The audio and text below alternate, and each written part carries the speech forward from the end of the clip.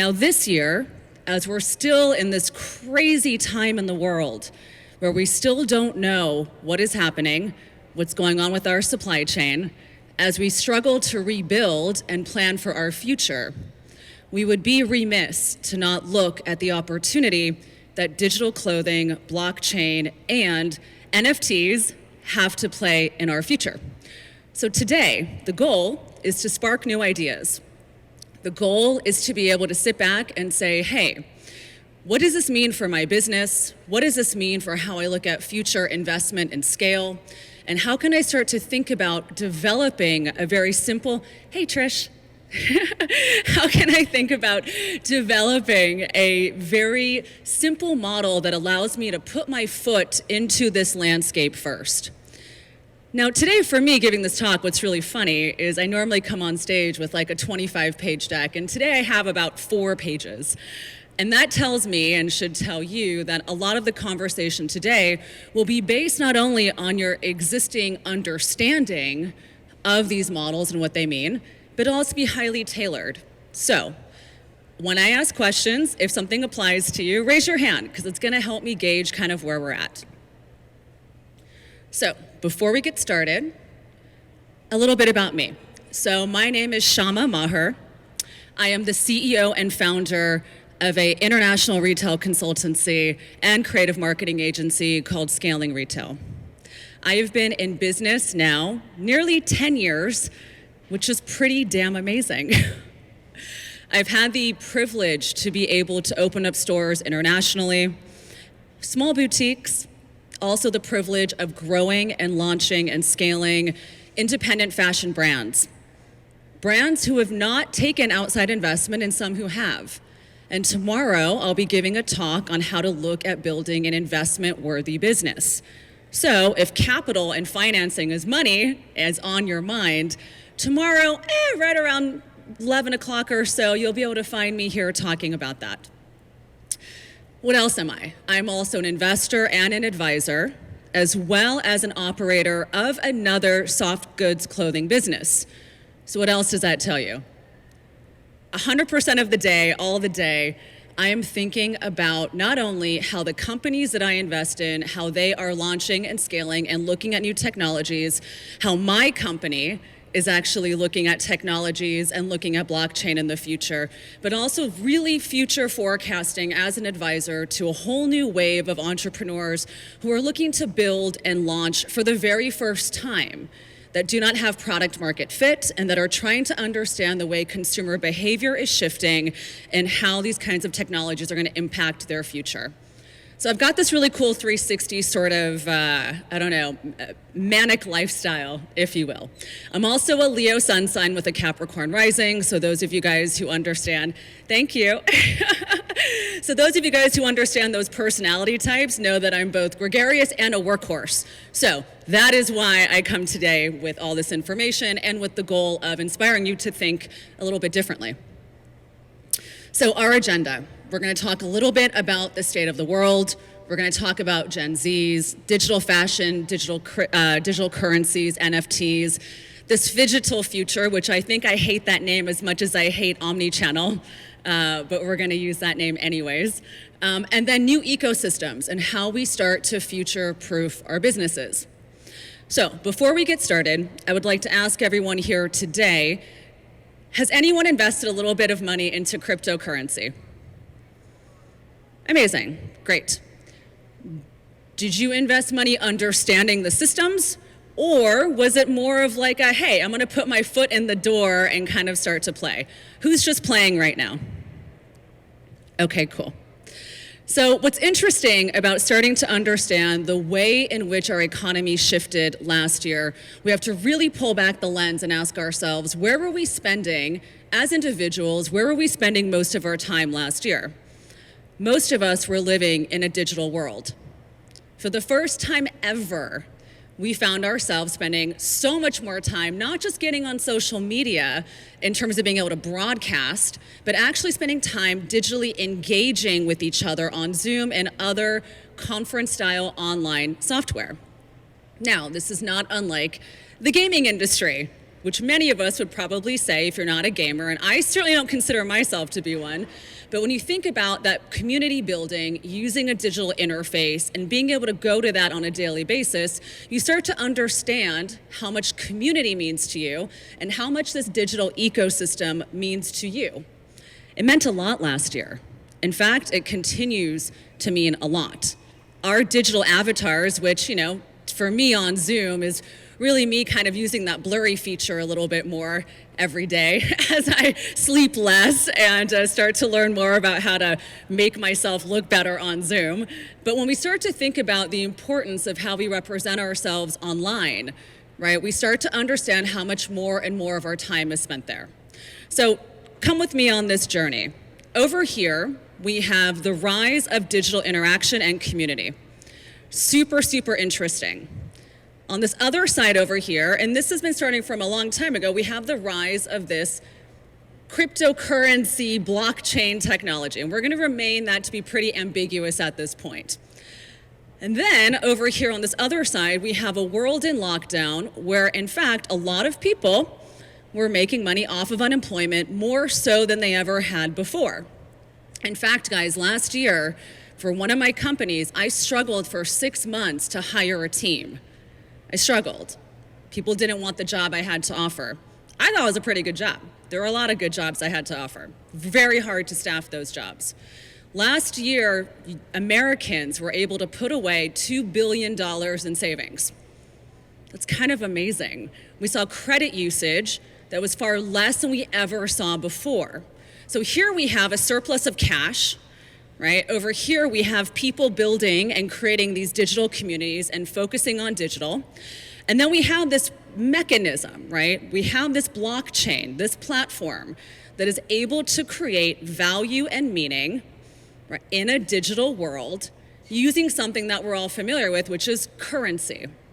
So, how does this all come together? Well, the more time we're spending creating these digital communities and this digital world, if you think about the age demographics of those who are mostly inclined last year, and I'll shift away from the Zoom idea here and focus mostly on gaming and mostly on avatars and creating digital community, what we're seeing here is the rise of companies like Roblox and Fortnite, where we're actually seeing not only a predominant amount of time being spent on these platforms, currency being exchanged, right? Whether that's US dollar currency, fiat currencies, so be national currency, or even blockchain currency to transact in these worlds.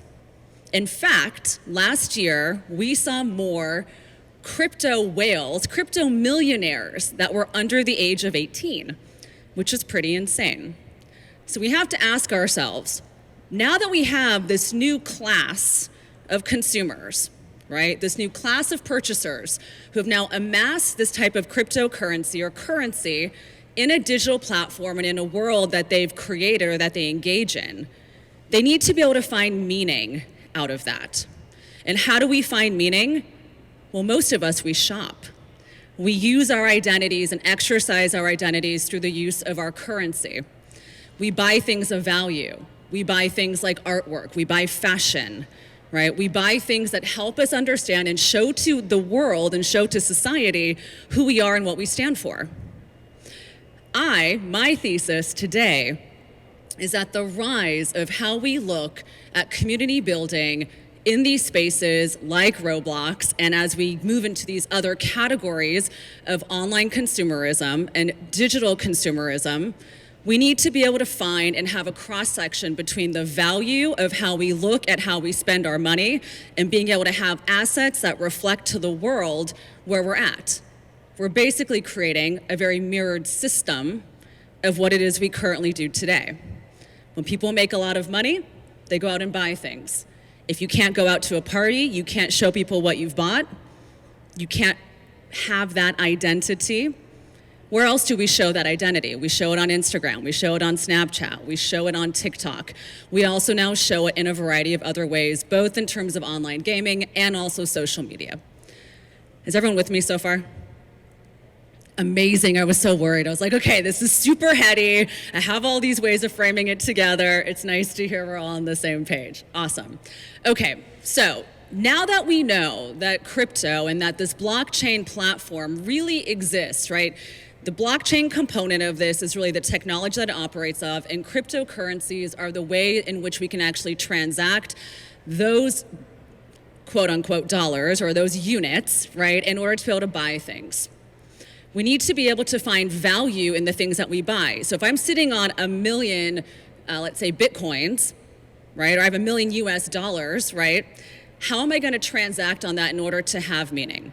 This is really where we get into the folks that are interested in things like the digital fashion, the NFTs, and the ways in which we're able to start to procure hard to find asset classes like fractional pieces of ownership of art in order to be able to add value that is intrinsic to us.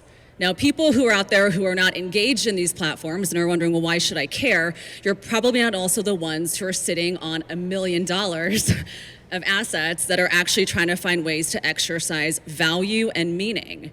Without value and meaning, things become worthless.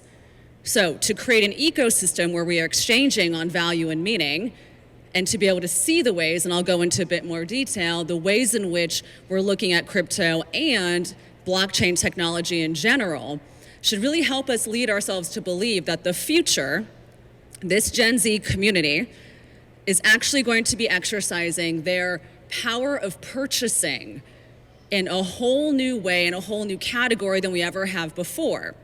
Now, this is totally, right, and you'll see this as I go through examples, totally not congruent with the way the traditional luxury and premium market used to look at disseminating information to a luxury consumer. In the past, we would say, okay, heritage brands, right? Gucci is going to translate to this particular customer because it's Gucci, right? Or Prada, or et cetera. We're going to go to that customer who's making a certain amount of household income. We're going to hit them up in these particular arenas, and we're going to have this very premium experience that's really catered to this in-person experiential type of consumer who wants this handheld feel, right? We're so used to in luxury talking about that personalization. Now, blowing up the spot, and Gucci is actually taking the lead on this, are these different ways of exchanging products and purchasing with Bitcoin, with Ethereum, right? Mostly with Ethereum. And so what's interesting is we have a whole new luxury consumer, guys. That is really exciting. A whole new premium consumer. We have a whole new audience that we can actually build and create digital products for that we can sell to, where you don't have to keep inventory unless you want to have it tied to an exclusive piece, but you actually have the capabilities to have no inventory, building up brand persona, building up the ways in which your brand is going to be engaging in terms of the emotional components of that, focusing on the actual drawings and creating these products that come to life without necessarily having to go into manufacturing, which I think is pretty insane. Okay, let's continue. So one of the things that I think is really interesting here is as we start to look at the different brands that are taking steam. I don't know if many of you guys heard that Gucci recently did a release of their Dionysus bag on Roblox.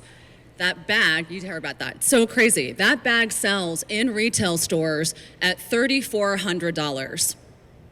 On Roblox, it sold for $4,400. It's pretty insane, right? When you start to think about the value of this digital asset.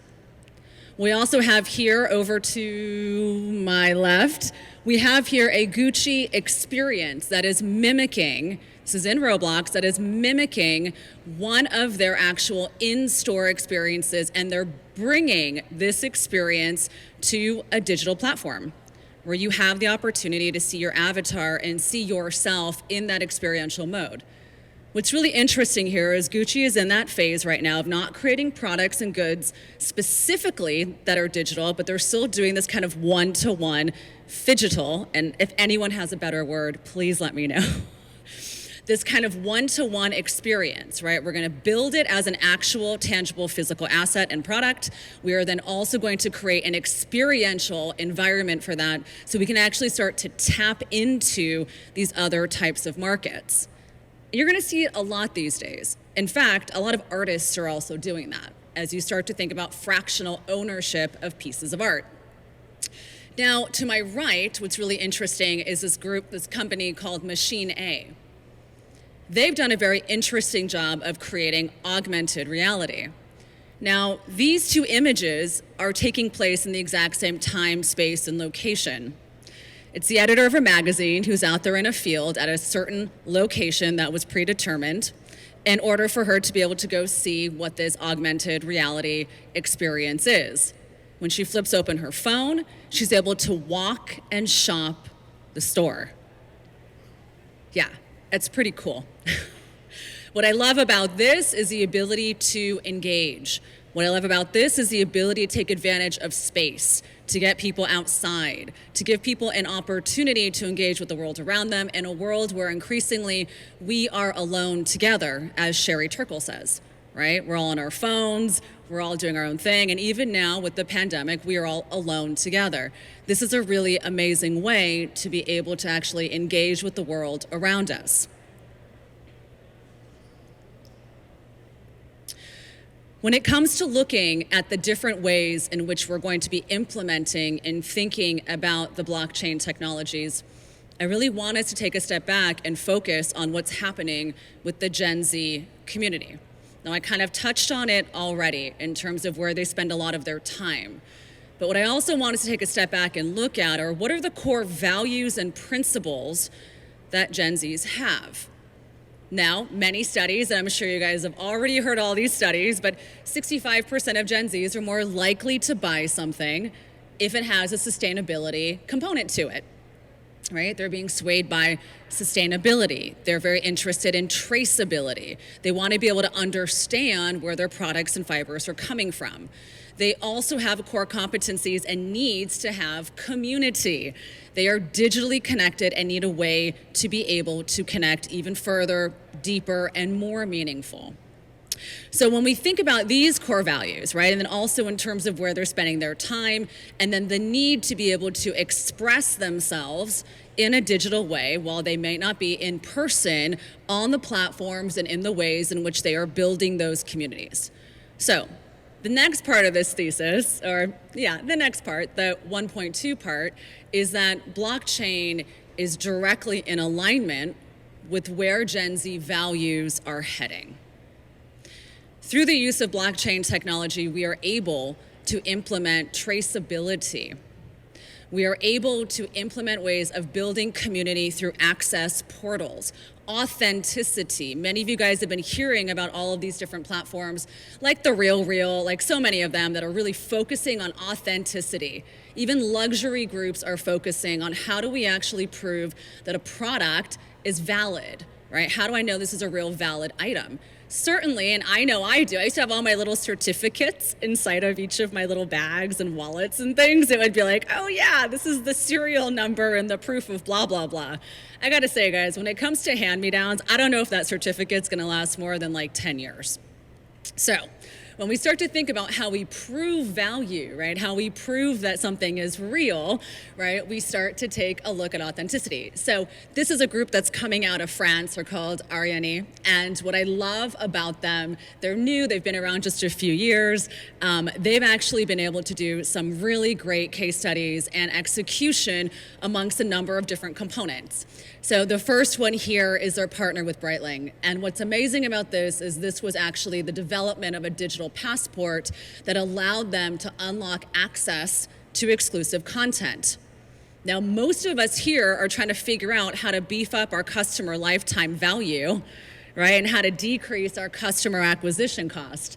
When we think about repeat purchasing and the development of community and loyalty programs, what we actually find is that we need a way to be able to bridge all these people together. And guess what? Email doesn't always work. We've seen email rates at like the lowest in terms of open rates and click-through rates that we have before. And that's because everyone's really beefed up their email cadences because everyone's at home. So we start to think about how do we create this community? How do we create this VIP experience where we can actually have people who are in the club, right, who actually own that piece, be able to communicate, connect, and unlock these types of products. So this is a great example with Breitling. They created a digital passport.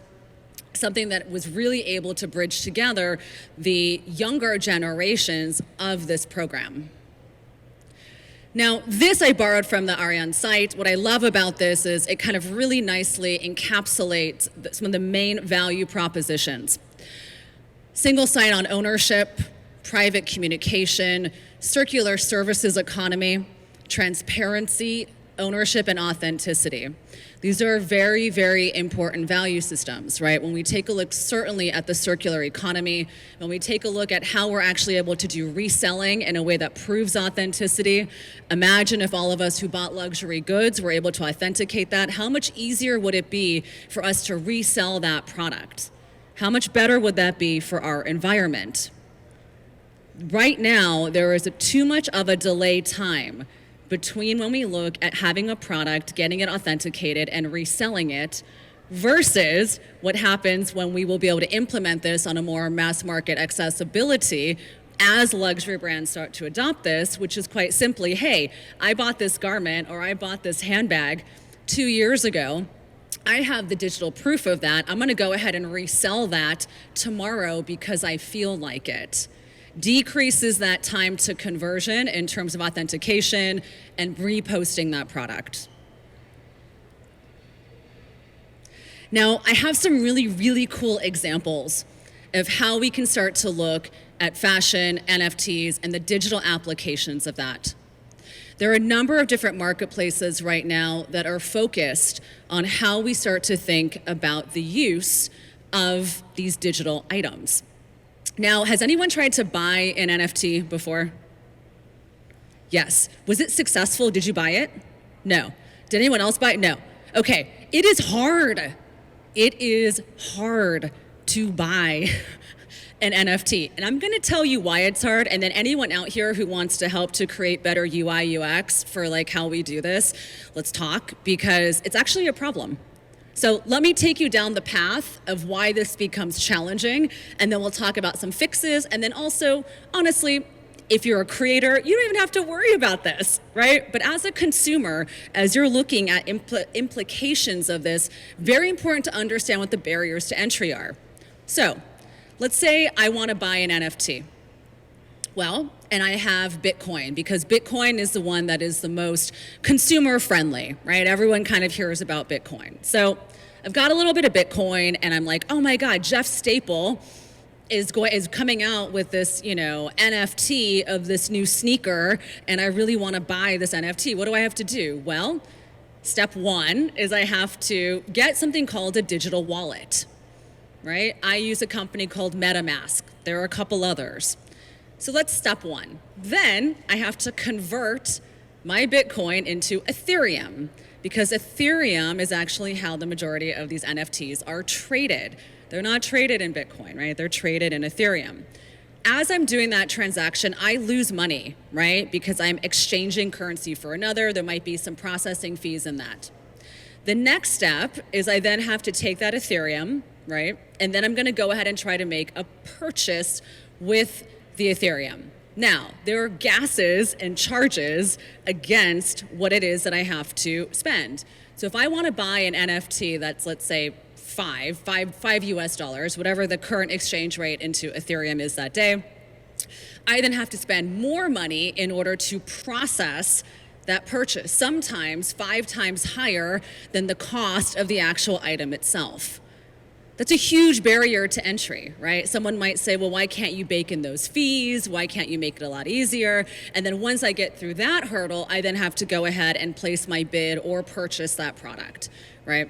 So there are a couple different steps. It's not quite as easy yet, right? When it comes to pulling out your wallet and just paying for something. There are some more barriers to entry. And trust me, guys, there are a ton of startups and companies out there right now that are currently working on ways of making UI, UX much more friendly from a marketplace standpoint. But it is an area that does need to be improved. So from the side of the consumer, there are still some barriers to entry. For the mass market consumer, of which I consider myself to be maybe a more educated mass market consumer, still haven't figured out how to buy the NFT yet because I got so frustrated that I was like, you know what? I'm not gonna do this now, I'm gonna do this later.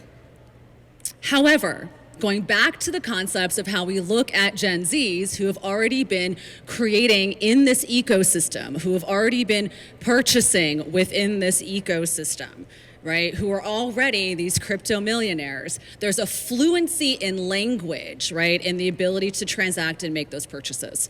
So when we start to think about the arenas and areas in which we would make sense for us to play in that ball game, right? It may not simply be taking your existing contemporary, right, bless you, your existing contemporary ready-to-wear brand and flipping it into an NFT. It might actually be saying, what are some of the more interesting categories of products that I can design that will actually be of interest to this new consumer who is so fluent in exercising this type of currency, right? So that's important to understand. I always talk about go where your customers are, go where the money is.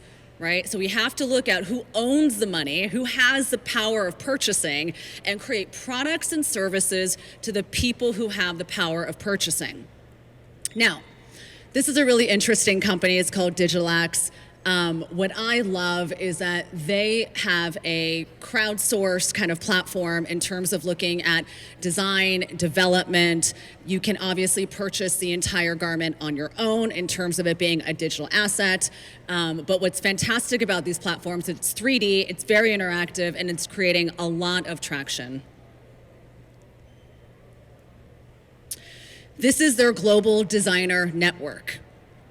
It is all open source designers. Anyone who's out there who's like in university, who's interested in playing for the first time, to be able to put their hands into something and really be able to play and grow and innovate, this is gonna be an amazing platform to start to get messy. And the reason why is because it's open source, you're gonna have a tremendous opportunity to learn and understand and connect and collaborate with other designers in that space. Now, it's still relatively small, which is pretty exciting, right? It means that there's a lot of land grabbing opportunity right now. When we talk about how we can take advantage of these sorts of things, if you just wanna start to get your feet wet, being able to design and play within a community like this is a great way to do it. If you're an established brand and you're wondering, how do I start to create and produce as an established brand? Well, then again, you start to look at consumer market fit. Jeff Staple from Staple Crops, I love his brand. He has a very, very youth-driven streetwear culture type of brand. Right? When you think about him along the sides of other companies like Supreme, for example, it really becomes a no-brainer as to why the digital community is very much attracted to his kind of product. When you also start to think about more established brands like a Gucci, for example, it also becomes a no-brainer as to why people are aspirationally attracted to that sort of product. Now, in a different sense, to innovate, to be more interesting, because of the stigma of them being a heritage brand. And traditionally, I would say pre-2015, we're pretty conservative and not that cool, you know? And I say that from a place of love and admiration. I used to be a buyer at Gucci. and let me tell you, we had great stuff, but it wasn't that cool. Now the brand is cool. Now the brand has youth appeal. Now the brand has the ability to engage in these digital platforms because it makes sense, right? So this type of strategy doesn't necessarily make sense for everybody. Just like it didn't really make a whole lot of sense for Rimowa. Now, Rimowa launched their NFT unsuccessfully. It did not sell out. It did not have the same cachet. It did not have the same press. In fact, the majority of press were wondering, I wonder how this is going to work out for them. Now, most of us who are in luxury and premium worlds go, oh my gosh, Rimowa, that's so cool, right? Like they're such this interesting heritage brand. They're doing such interesting things. Wow, I mean, I would love to get a Rimowa suitcase, and even one of my friends who works there, like the discount is not that good, all right? So Rimowa is still aspirational and premium. However, right, now we start to see where something doesn't fit from a customer market standpoint. So Rimowa launched, right, their NFT. They also launched it in connection with a product-based platform. So they said, you're going to buy one of our NFTs and we're going to give you a product. They followed a very similar model to a lot of companies today, and certainly to companies like Gucci, offered the same thing. Now, what I think is interesting about this is they wanted to jump on the bandwagon of something that was interesting. Their intentions were good, right? They actually wanted to be able to engage in a new platform, but they were unable to sell through the product. They were unable to sell through the NFTs. And someone might say, well, why is that? Well, think about who the consumer is and think about the brand positioning of a company like Rimowa. Right? They are more heritage, premium. They haven't been trying, I guess they have been trying to be a little bit cool these days. They did do some interesting collaborations, but they haven't really quite landed with a youthful, contemporary Gen Z audience, right? When we saw the Rimowa, the Rimowa collaboration with Off-White, that was really cool, but you think about who purchased that product, right? It wasn't a Gen Z consumer that was purchasing that product. Right? Meanwhile, over here, you have Gucci, who for the last, let's say, 7 years or so, has been actively trying to engage and create youthful, more contemporary collaborations with like the North Face or Disney or a number of other brands in order to be able to have this youth culture. So this just goes to show, right, that as we're thinking about the future of where these NFTs are headed, right, NFTs are not necessarily for everyone. Blockchain, however, right, when it comes to the transparency, authenticity, leveraging blockchain technology, right, so NFT is one usage, right, of blockchain technology. When it comes to understanding the way we can exercise and use blockchain to be able to espouse other types of values and services, almost thinking of blockchain as like an operating system, right? It's like, oh, I have PowerPoint, what can I build from that? Right? Or like it's a system, right? Or think about blockchain as, oh, I have this foundation, what can I actually build from that foundation, right? And from there, we actually end up having a whole host of possibilities and ways of applying it. Again, my favorite forms of application of this are going to be the ones that are, sustainable oriented, really things that are here to help create community, to help increase customer lifetime value, and then in terms of authenticity and verification of product. But it is not for everyone. So as we're starting to look at kind of the future of where things are headed, as we're starting to look at how we approach digital fashion as a category, there are a couple key areas that I'd like for you guys to kind of stop and think about with respect to your businesses. The first is there a younger audience for my product? Does anyone here starting a company for the first time? Okay, if you're starting a company for the first time, this is a great thing to ask yourself as you're getting ready to launch, right? What is my actual customer cohort demographic? What can I be building? We have a client right now that we're incubating. Every year we launch about 3 to 4 fashion companies across all categories. We have a client now that's going to be launching, and this is a really interesting model to start to think about, digital first, launching on Roblox first. Then launching ready-to-wear goods, starting to build a digital community that is going to be the most interested in espousing those values on product later down the road, but hedging investment and hedging your dollars on building something with no inventory. If the rest of you guys here in the audience have already had businesses for many years, you'll understand that inventory is your primary liability, right? Inventory is the thing that can literally shoot you in the foot and it can drown you. So when we start to think about, for our new businesses out here, the ways in which we can start to leverage trends in the industry to be able to offset inventory costs, build community, build brand, back into that, right, with building inventory later down the road, you might actually find yourself in a more advantageous business model than your counterparts who are over here sitting on $50,000 worth of inventory as a new brand and going, holy crap, it's a game of hot potatoes, how do I sell through it? So digital first is one way we can start to, oh, how pretty. Digital first is one way we can start to think about that. The next thing, the way we want to think about kind of the implementation of digital fashion and the future of digital fashion is how we look at things that are like beyond the NFTs, but how we start to look at things like augmented reality.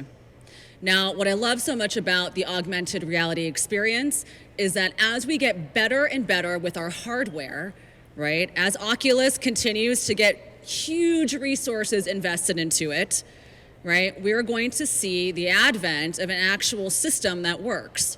As an investor, I've seen a lot of decks out there that are saying, hey, we actually have the best augmented reality software. This is why we want to raise money. Most of it's kind of bad. Most of it is still sticky. If it's not sticky in terms of user experience, it is expensive and it is hard to democratize access. So, those of you who are interested in kind of what are the ways in which I can leverage and start to get into augmented reality, it'd be a great idea for you guys to start reading places like Crunchbase to start to understand what are the companies, and a lot of them are coming out of Israel, a lot of them are coming out of Silicon Valley. What are the companies that are actually building augmented reality software and platforms where I actually, as a small brand, might be able to have first dibs on testing and trying to see how it works, to be able to offer my consumer something new, right? Knowing that it hasn't been perfected. There's another company out there called Obsess. Now, Obsess was founded by a former colleague of mine when I was working at Aha Life, which was actually one of the first, so funny thing about this now, one of the very first digital influencer platforms. When we start to think about this platform called Obsess, what I love so much about it is it's a really fantastic, it's one of the very first that have been on the market that are creating and mimicking, and this is what I love about it, mimicking the in-store experience to a digital audience in a way that I've never seen before. And so when you want to stop to think about how can I take, if you have a brick and mortar location, how can I actually take advantage of that brick and mortar location? And instead of having some sort of, Shopify site that really just does not do your store justice at all, because it is very hard to replicate an online experience that is really quite as tactile and engaging as your in-store experience, companies like Obsess become a very, very important link in being able to get your customers to purchase and to be able to have that kind of more intimated experience. So augmented reality, I think, is also very, very important. Then as we start to move on from that, we start to think about things like NFTs. Right now, the whole goal around NFTs and the areas in which we're seeing the most sorts of engagement and retention are going to be in the areas of collectibles and exclusivity. So when you think about collectibles, think about owning a piece of art. Think about having fractional ownership over a piece of art, right? Maybe I can't afford the whole Banksy, but maybe I can afford to have a piece of that. And maybe I can have a digital certificate that actually claims ownership, and because it's an established artist, I can now actually increase value in my ownership, because we all understand in this crazy market that we're all experiencing collectively, we have to diversify our investments in order to be able to see collective returns such that none of one of these asset classes busts, and then we're like, oh my gosh, what are we doing? So being able to invest in something like a collectible, like a piece of art. And similarly, many of you guys have also probably been familiar with fractional ownership over luxury asset classes like a Birkin bag. There have been a number of articles that have been posted in the last 24 months about how we are now seeing the value increase in Birkin bags. People are using them as an investment piece, right? So think about digital asset ownership over something like an exclusive NFT that might be a Birkin. It may not be physical, it might be digital, right? But again, as an investment that allows you to say to your digital community, hey, I am an owner or a partial owner of this exclusive item. You can see it on me through my filter or through my my skin, on my digital skin, on my Instagram or any other platform, and I lay claim and ownership to that fractional piece of that product, again, using it as an investment class. We're also seeing it in terms of the music industry, being able to leverage and use NFTs to get access to an exclusive ticket that gets you exclusive rights to the backstage XYZ. It gives you the opportunity of access to those artists. So again, as you're looking at building up, relating this back to fashion, as you're looking at building up your brands and you're looking at building up events, if you have a very digital heavy or in-person heavy event cadence, right, what are the ways in which you can create these smaller ecosystems, How do you create community? Many of you guys also may have been hearing that a lot of brands are turning to exclusive Facebook groups, right? Specifically for their VIP customers, because they are testing out new products with those audiences, because they are testing out, right? How do my core believers, how do my most high performing customers feel and think about this product? Well, Facebook is, owned by Facebook. And we all know there have been a lot of issues these days with Facebook advertising and Apple and all the yada, yada, yadas. But when we think about how do we take this sort of idea around exclusivity and community and apply it to your own brand, imagine being able to create through the use of blockchain, implementation of loyalty programs and community-oriented types of engagements. Okay. Oh, I'm so good on time. All right, so these are all my details. I would love to be able to take questions, guys. I know that there are so many very interesting ways in which we can start to explore these use cases. I also very much understand that we kind of went through a whole gamut here of different kinds of topics and ideas. Certainly some of them are ranging from the ability for brands who are just starting off the ground to think about how you're going to future-proof and shape your business, and then also a lot of ideas on how we can start to leverage these things today. So, does anybody have any questions? No. Fantastic. Is everyone going to go invest in crypto now? Is that kind of what is everyone now riding the wave of that? Yes. Good morning. I just wanted to ask if you can explain the digital product. So are people investing in ownership of it without it ever being produced? Yes. That makes no sense to me. Literally, you really have to convince me on what this is. It's a great question. Now, imagine, right? So we kind of close our eyes. We imagine a consumer who's not you, right? We close our eyes. We imagine a consumer who's actually spending the majority of their time behind a screen. Now, most of us here, obviously we're in person, we see each other, we're physically engaging with each other. But you have to close your eyes and imagine a consumer or an individual who is going to spend a lot of their time. There's two kinds of consumers, but one is the person who spends a lot of their time expressing themselves in a digital interface. Right? So right now, we've all taken the liberty to express ourselves in a physical interface, but there are thousands of people right now who are on the sourcing website, right, who are choosing to experience this trade show in a digital way. For whatever reason. They can't be here, whatever, it's easier. It's easier is a big one.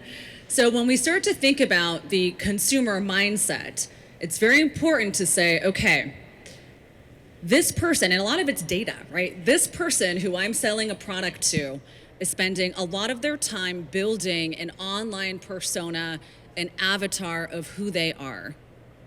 When you close your eyes and think about how do I show value, meaning, and expression if I am behind a screen? What are the ways in which I can express myself? Words are certainly one way of expressing yourself. Another way that we choose to express ourselves in real life is also what we wear, right? How often we are changing our clothes. I was watching the other day, oh my God, was that show that I just so love? It's called Never Have I Ever, right? Hilarious. And in that show, right, the girls go to, I think it was in that show, the girls go to the mall, right? And it's like, oh, they're buying fast fashion, right? It's like, it's all about consumer. It's about buying the next thing, having the next thing.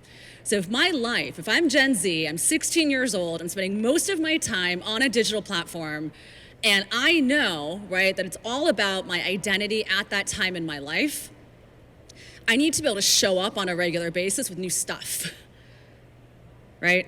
I want to see my friends in this community wearing the new XYZ. I also now have the purchasing power of my parents, right, who are now at the top of purchasing power in terms of where we are generationally, right? So if I'm a Gen Z and my parents are Gen X and they're all presidents, CEOs, and VPs, right? Or even maybe older millennials, I have access to capital to now express myself in a predominantly digital landscape. The importance of what I wear digitally surpasses the importance of what I wear physically. And because of the cost differential, right? Because of the ability to gain access, right, to Stella McCartney sunglasses at a fraction of the price of buying it in real life, but yet I can express myself digitally and glow through products a lot faster, right? I'm still gonna be brand centric. Oh, you look both like disappointed.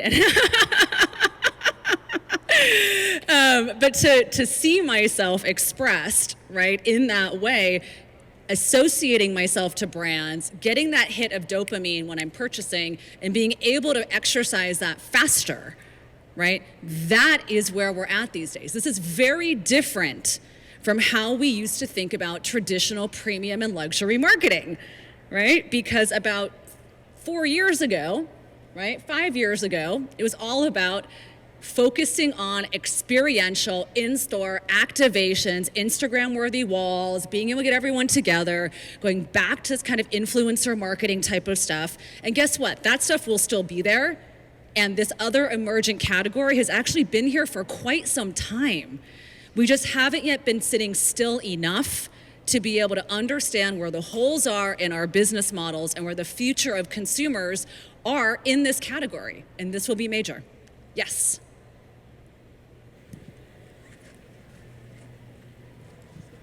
Yes, thank you.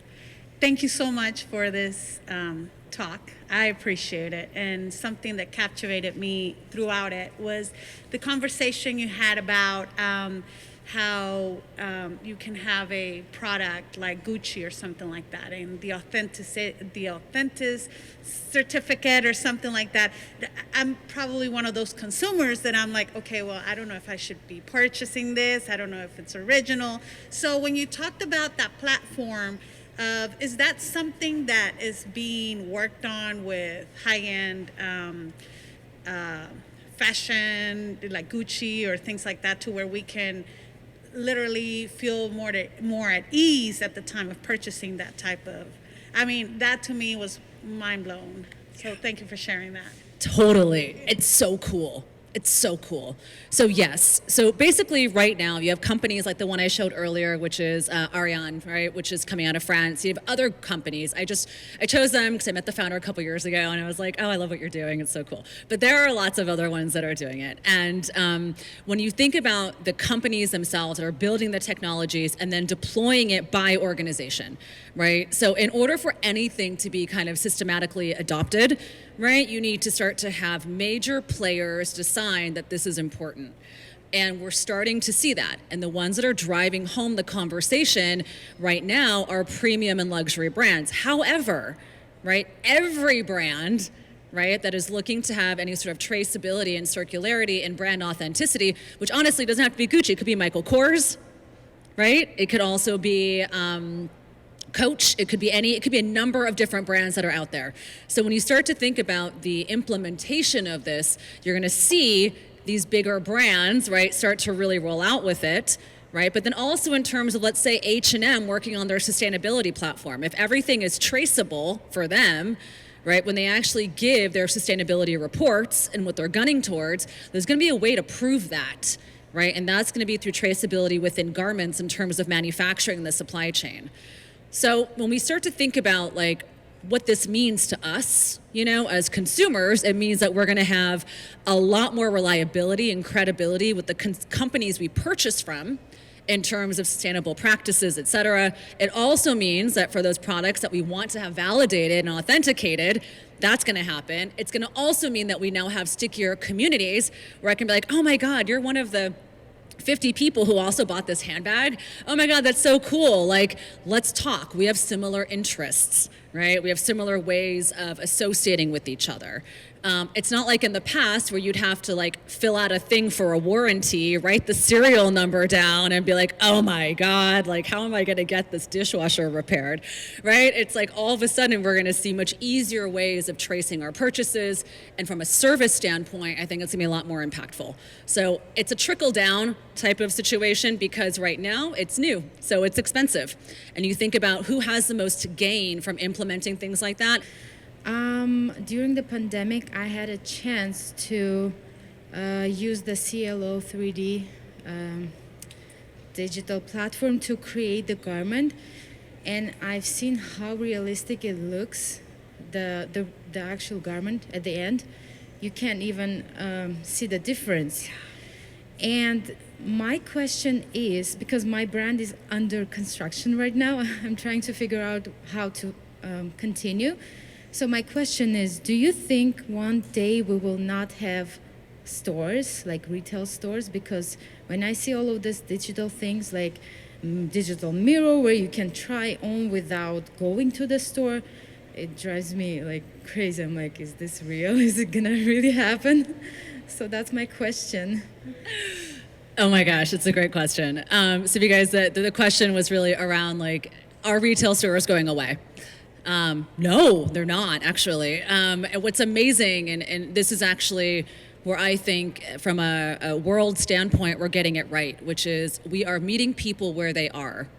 We are meeting people where their values are. We are meeting people with what's of meaning to them. And so when you start to look at how we're diversifying what we create as a society, we're getting much better at meeting people where they are. It just so happens that there are a lot of people who have been underserved in the digital realm. And we are just now starting to understand, because we've been sitting still long enough to see it, to be able to monitor it, to understand just the tremendous amount of market opportunity there is in that landscape. So real stores will never go away. I'll be very sad if they do.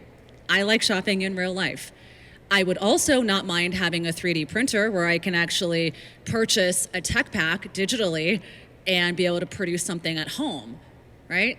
That might also be super dope, right? So maybe I'm that consumer too, but no one's yet kind of given me that opportunity to be that consumer.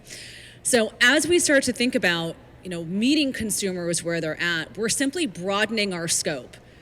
For so long, fashion got it wrong, which is I have an idea, right? I'm gonna sit in my ivory tower with my idea, and I'm gonna disseminate that as the trend, as the thing, and I'm just gonna hope that people buy it. Led to huge issues around inventory, led to huge issues actually around comping numbers, led to huge issues around stores and brands saying, oh my gosh, we did this well in these categories last year, we must have to bring back these categories, right? So what we're saying here is we actually have this opportunity to be a lot more flexible with how we look at how we're catering to these consumers, right? I hope, my dream is that with the introduction of blockchain technologies, fashion's digital future, that we actually see a much higher revenue producing retail industry, with a much lower carbon inventory footprint, right? So imagine more wealth creation with less of the bad stuff, because we're getting better and more sophisticated at what we produce. We're actually able to cater to customers where they're at, which means that we can sell through garments at full price, minimize our markdowns, and minimize the issues around inventory bloat. All right, guys, I think I've got like 2 more minutes. So if anyone has any questions, please, yes. Hello, my name is Deanna. Hi, Deanna. Thank you for the awesome NFT talk. My question is, back in March, there was an NFT from Beeple that sold for $69 million. And I was just wondering, do you happen to know, so that NFT, if you look it up on Christie's, it's like $69 million, but does that retain its value, or does that fluctuate depending on like the price of Ethereum? Okay, so I'm going to answer this question to my understanding, but I will tell you, I don't know. So let me start with I don't know, and then let me tell you what I think. So So to my understanding, right, as we look at market values of things in general, right, so luckily for all of us, I did study economics and philosophy in university, so I'm a macroeconomics person at heart. So when we start to think about market fluctuations around assets, right, like art, for example, it retains value based on the value of community. Right? So when you think about, well, if everyone's buying this one artist, does it artificially inflate kind of the value of this artist because everyone's buying it? All of a sudden, that artist gets into a scandal or there's some sort of issue and it deflates the cost of that piece of art or it deflates the value of that product. Right? So when you start to think about these asset classes, right, it's kind of like the stock market, right? It's like any sort of other thing you would purchase. It's really based on what we think is going to be the future, right? Which is why, from like a personal investment standpoint, it's important to diversify where we put our money because we just don't know where things are going to go at any given moment. So in terms of the retention of the value, I would say it's very much dependent on the market value and what other consumers are thinking. Now, when it comes to the value of it based on like the Ethereum versus US dollar kind of conversion, again, it's going to be based on kind of what market values are on what we actually think Ethereum is worth. I mean, in the last few days, luckily for me and hopefully other people, it went up, which is great. However, it might go back down again, right? And so how we choose to express ourselves through these kinds of trades, it's very personal. Nothing in this world is foolproof. So I also minored in philosophy. So nothing in this world is foolproof. And as we start to look at how we build ecosystems, right, my suggestion as you're trying to develop your own thesis is like, how do we actually think about this ecosystem of a digital life? What are the things in a digital world that become of value? And how do I start to engage in this ecosystem in a way that's good for me personally, but can also really help me grow and scale my business? All right, guys, that's all for me today. You have all my details. Thank you so much for coming.